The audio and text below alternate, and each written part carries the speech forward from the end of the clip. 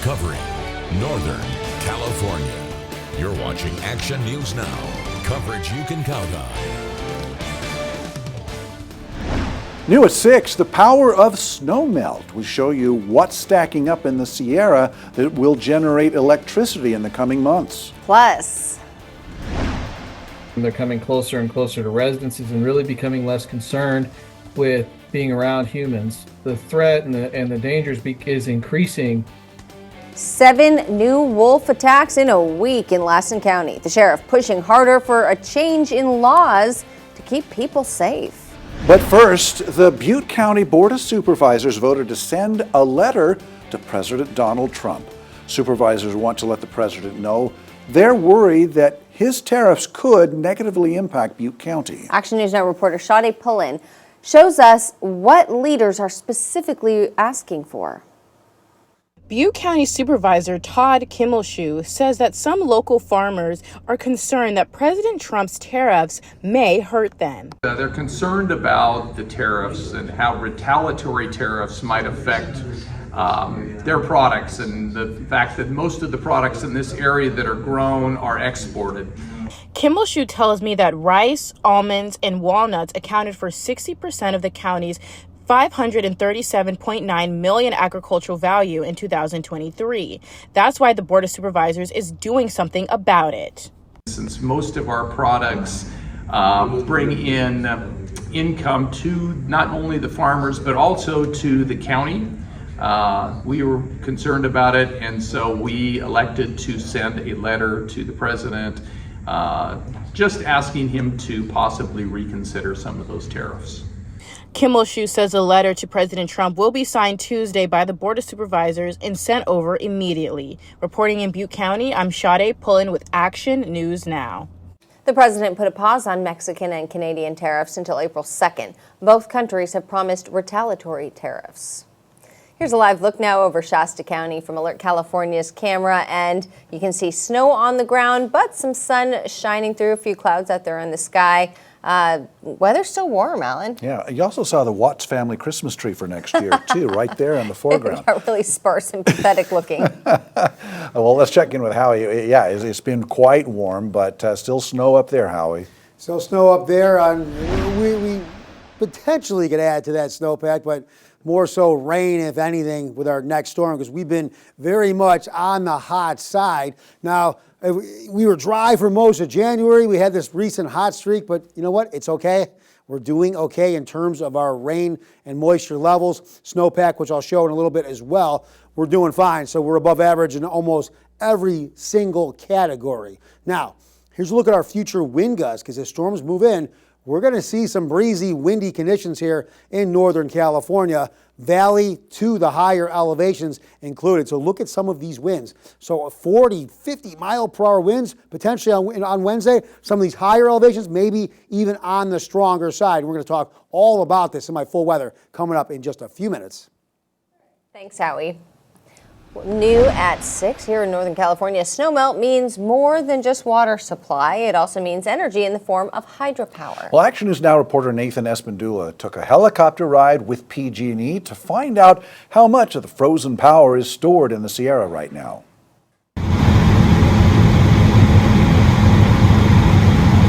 From the air, the snow looks plentiful high atop the northern Sierra. It's a beautiful sight, no doubt, but also in this first week of spring, a welcome sight for PG&E, which greatly depends on snowmelt to generate hydroelectricity. And on this Tuesday, PG&E is on a mission to predict how much snowmelt to expect in the coming months. The North State is a very beautiful place, and to be here in Lassen Volcanic National Park, almost in winter, when people can't get in this far, is fantastic. The snow survey is done at the Lassen Volcanic National Park. And PG&E spokesperson Paul Moreno explained to me that at this time of year, it's almost impossible to get there on foot or by car. So because of that, we refer to alternative transportation methods. And in today's case, that means a helicopter. Somebody in a day-to-day situation probably doesn't even know that this work is occurring. It's an obscure job, but it underpins the effort to understand the quantity of water across the landscape and how it's going to provide a societal need. So right over here, you have two snow surveyors currently doing a snow survey. And one thing that PG&E's spokesperson Paul Moreno explained to me is that they're checking for two things: the snow's depth and water content. Today's survey's result at the location show 119 inches of water content, which is 11% above average for the state. The good news is, with this amount of water available for hydropower, hydropower will provide clean, reliable, cost-effective energy for our customers. And we can use hydropower throughout the summer and into the fall seasons. And it doesn't rely on the wind blowing or the sun shining. Hydropower is there whenever it's needed. However, it was noted that at least one more snowfall is expected in the area before the final survey of the year, so that number can change. In the Lassen Volcanic National Park, I'm Nathan Espindula for Action News Now. Moreno says on average 15% of PG&E power comes from hydroelectricity. Today's survey measures snow that feeds into the North Fork of the Feather River and Lake Almanor, then eventually to the powerhouses downstream from there, including all the way down to the Hyatt power plant at the base of the Oroville Dam. Shasta County is launching a search for a new clerk, recorder, and registrar of voters after Tom Toller announced he's stepping down today. Action News Now reporter Jesse Angelo is live in front of the elections office in Reading. Jesse, when exactly is his last day going to be? Toller's last day, his resignation becomes effective April 29th, and he says it's because of health issues that he is facing.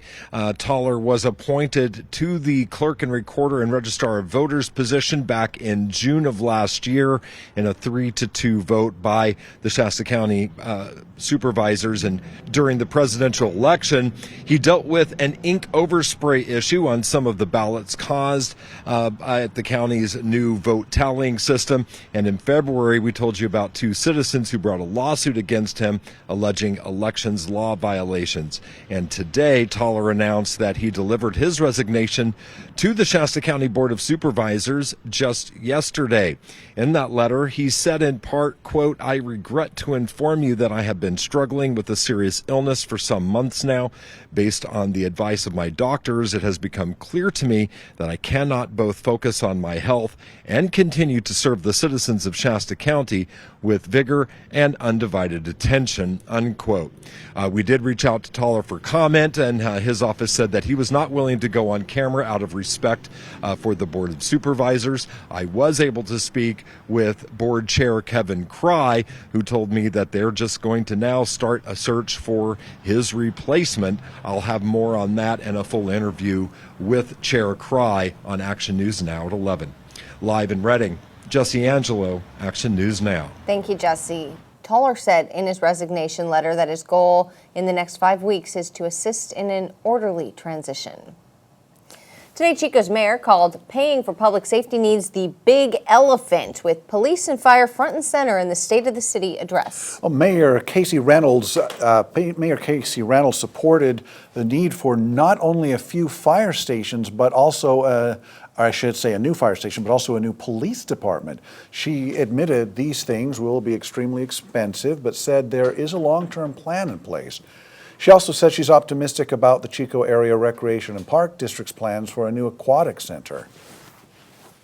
Haven't been able to have some of the sports and some of the things that we wanted in our community and swimming wise because we only have one pool and you can't have all the schools competing in swimming and challenge at one place, and so it's really going to fulfill a need there. Entertainment wise, people aren't going to be driving to Reading and wasting gas and time and money to go to Reading. That money is going to stay here in our community. Prescribed burns are a big one for us. We do have some major limitations that are outside our control, but if we can meet those criteria, then we can burn more of the park and get some of that invasive vegetation out of there and the volatile vegetation that contributes to large wildfires. Chief Standridge also talked about adding a new engine with more firefighters and building a new station along Hicks Lane and Eaton Road. Police Chief Billy Aldridge talked about finally having single-digit vacancies at the dispatch department and bringing 2 new officers on board soon out of the police academy. A new state bill aims to stop the city of Reading. It could stop the city of Reading from raising taxes on retail cannabis this summer. Assemblymember Matt Haney of San Francisco claims raising taxes harms legal cannabis industry and could promote the illegal market. We told you back earlier this month when the Reading City Council voted to increase taxes, including a cultivation rate increase from $3 per square foot to $10 a square foot, up 333%. Well, Haney said AB 564 will support what he calls a dying industry that drives millions of visitors to the state each year. It will make its way through 2 committees in April. A new wolf warning in Lassen County. I spoke to the sheriff about what he wants to see change. Plus, give back when you grub none. We'll show you how in 2 minutes.